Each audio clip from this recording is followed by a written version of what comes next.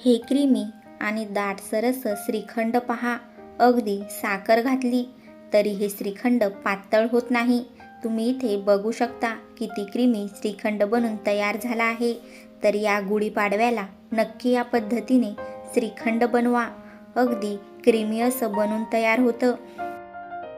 तर चला वेळ न घालवता पटकन या रेसिपीला सुरुवात करूया. त्याआधी तुम्ही या चॅनलवरती जर पहिल्यांदाच आले असाल तर नक्की या चॅनलला सबस्क्राईब करा, जेणेकरून माझ्या नवीन नवीन व्हिडिओंचे नोटिफिकेशन तुम्हाला मिळत राहतील. तर चला पटकन ही रेसिपी सुरू करूया.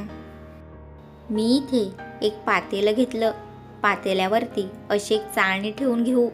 आता या चाळणीवरती एक सुती कपडा ठेवून घ्यायचा आहे या पद्धतीने.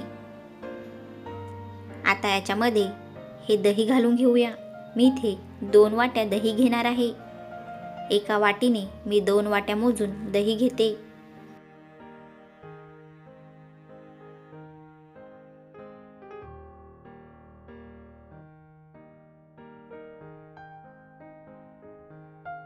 आता हे कापड मी इथे जमा करून घेणार आहे. तुम्ही इथे बघू शकता या कापडाचे असे काठ जमा करून घ्यायचे आहेत एक ठिकाणी आणि याची एक बुचकुंडी बांधून घ्यायची आहे. या दह्यामधलं जेवढं पाणी पिळून काढता येईल तेवढं अशा पद्धतीने हाताने दाबून पिळून काढायचं आहे. तुम्ही इथे बघू शकता या पद्धतीने, जेणेकरून चक्का लवकर बनतो. तर बघा मी इथे 10 ते 15 मिनटं याच्यामधलं पाणी चांगलं पिळून काढलं आहे.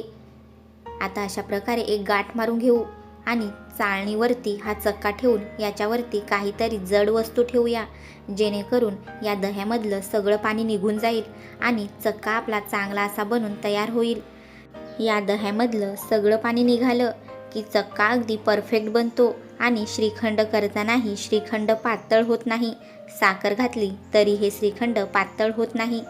तर मी हा चक्का 1 ते 1.5 तास चांगला असा दाबून ठेवलेला. तुम्ही इथे बघू शकता चक्का बनून तयार झाला आहे. हा चक्का आता एका भांड्यामध्ये काढून घेऊया.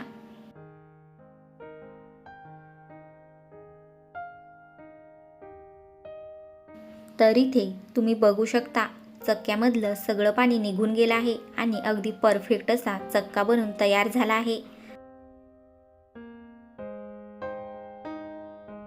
तर पहा हा चक्का अगदी पनीरसारखा दिसत आहे. अगदी दाटसर असा बनलेला आहे. याच्यामधलं सगळं पाणी निघालेलं आहे. आता हा चक्का मिक्स करून घेऊया. चांगला असा 1 मिनिट हा चक्का असा मिक्स करून घ्यायचा आहे.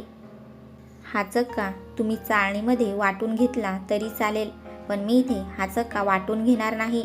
मी अशा प्रकारे 1 मिनिट हा चक्का चांगला मिक्स करून घेणार आहे. तर पहा चक्का चांगला मिक्स करून घेतला आहे. तुम्ही इथे बघू शकता चक्का किती क्रीमी झाला आहे. आता या चक्क्यामध्ये पिठी साखर घालून घेऊया. मी इथे 1 वाटी पिठी साखर घेतली आहे. आता या वाटीमधली अर्धी वाटी साखर मी या चक्क्यामध्ये घालून घेणार आहे. तुम्ही तुमच्या आवडीनुसार गोड कमी जास्त करू शकता. अर्धी वाटी पिठी साखर मी इथे घातली आहे. आता ही साखर चक्क्यामध्ये चांगली मिक्स करून घेऊया. बहुधा साखर टाकल्यावरती श्रीखंड पातळ होते, पण जर चक्का अगदी परफेक्ट बनला असेल, त्याच्यामधलं सगळं पाणी निघालेलं असेल, तर श्रीखंड पातळ होत नाही आणि एकदम क्रीमी असं बनून तयार होतं. श्रीखंड चांगलं 2 ते 3 मिनिटं मिक्स करून घेऊया.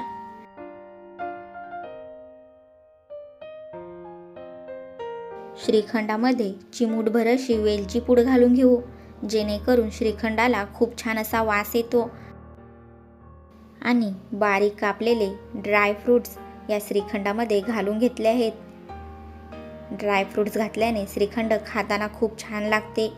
आता पुन्हा एकदा चांगलं श्रीखंड मिक्स करून घेऊ. मी इथे साखर घालून 3 ते 4 मिनिटं श्रीखंड चांगलं मिक्स करून घेतलं आहे. तर पहा इथे श्रीखंड बनून तयार झाला आहे.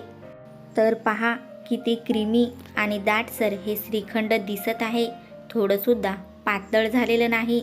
तर या गुढीपाडव्याला नक्की या पद्धतीने श्रीखंड बनवून खाऊन बघा. नक्कीच तुम्हाला आवडेल.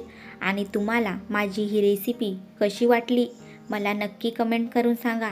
आणि जर तुम्हाला माझी ही रेसिपी आवडली असेल तर नक्की माझ्या चॅनलला सबस्क्राईब करा आणि बेल आयकॉन दाबायला विसरू नका, जेणेकरून माझ्या नवीन नवीन रेसिपींचे नोटिफिकेशन तुम्हाला मिळत राहतील.